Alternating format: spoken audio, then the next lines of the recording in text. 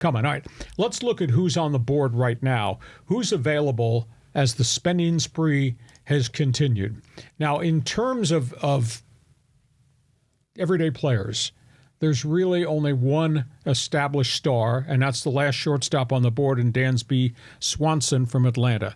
The Cubs are back in on him. The Dodgers still need a shortstop. They have talked to Swanson's people within the last couple of days. Interesting to see where he winds up. I still think Atlanta's there, though Atlanta has only made one offer, and they've not moved off the spot when you look at the wild amounts of money that Trey Turner and Correa got.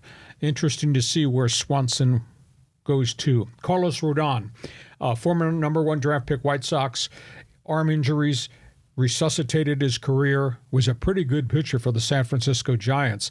Out of nowhere, though, his price has gone to the roof. John, he's asking for a 7-year contract. I don't know who's giving pitchers 7-year contracts, especially guys who've had a history of injuries. So Rodon is still out there. We keep hearing the Yankees. I was told St. Louis today pulled out. They're not going 7 years on any contract for a pitcher. Nathan Eovaldi, Red Sox. The Padres have some minor interest in him, but he's asking all of a sudden a 3 or 4 year deal, and there's arm problems there. The marquee name to me, and I don't understand why his name's not being mentioned hardly anywhere, is Zach Greinke. Now, granted, there's a lot of mileage on that arm, but he's not had a history of arm problems. He's a scientific pitcher. You know, coming in as somebody's 3, somebody's 4, I like Zach Greinke. Now, who knows what the dollar value would be? Who knows whether he's asking for 4 or 5 years at the advanced age there? I'd like to see Zach Greinke in the Padres rotation because I think that would be a pretty good addition. Corey Kluber is available. Bounce back year after all the injuries in Cleveland. Bounce back year with Tampa Bay. I'd sure like to see the Padres take a look at him. Johnny Cueto, he's got 100,000 miles on his arm. He's just a great vested veteran. He's out there shopping, and he's going to get a 1 or a 2 year contract. And Seth Lugo of the New York Mets, who I like, but he's not proven he can be a starter. He was more of a setup guy. I don't know if that's a Padre needs. So those are all the pitchers out there. Your reaction to what you think might happen with 1 or 2 of those names? Well, I mean, the names are interesting. I mean, I agree with you. Greinke is an interesting guy.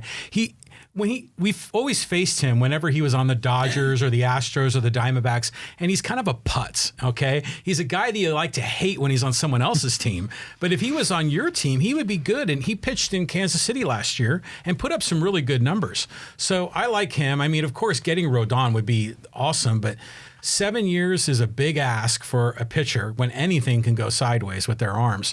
But those are really intriguing names out there. One name that got away, I think you and I probably agree on this. I wish the Padres had made a move on Noah Syndergaard.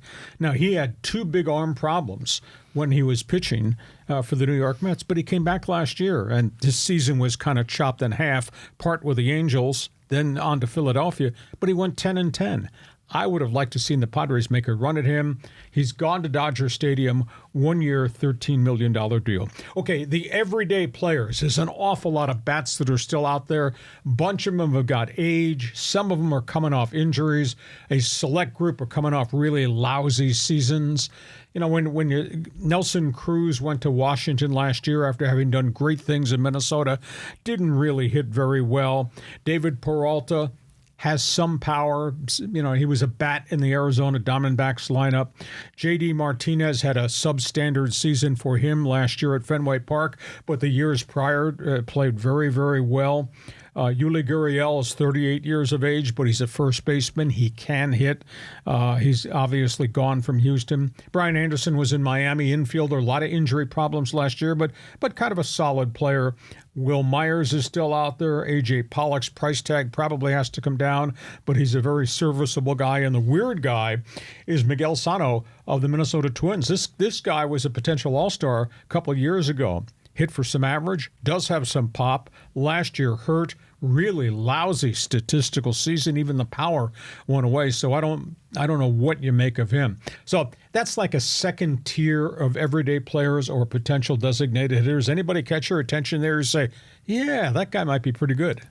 The name on there that is interesting is Peralta, because when he was in Arizona, I mean, he killed the Padres a lot of times. He plays left field, which is where there is an opportunity to slot someone, for the San Diego Padres.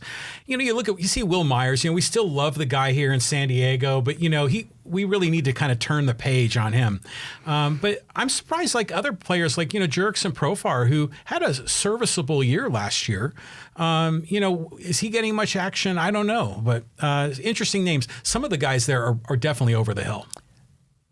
Profar, $7.5 million. Padres resurrected his career. Agent, Scott Boras. Asking price, $15 million. For a guy hitting 248? Nah, I think I'll pass on that.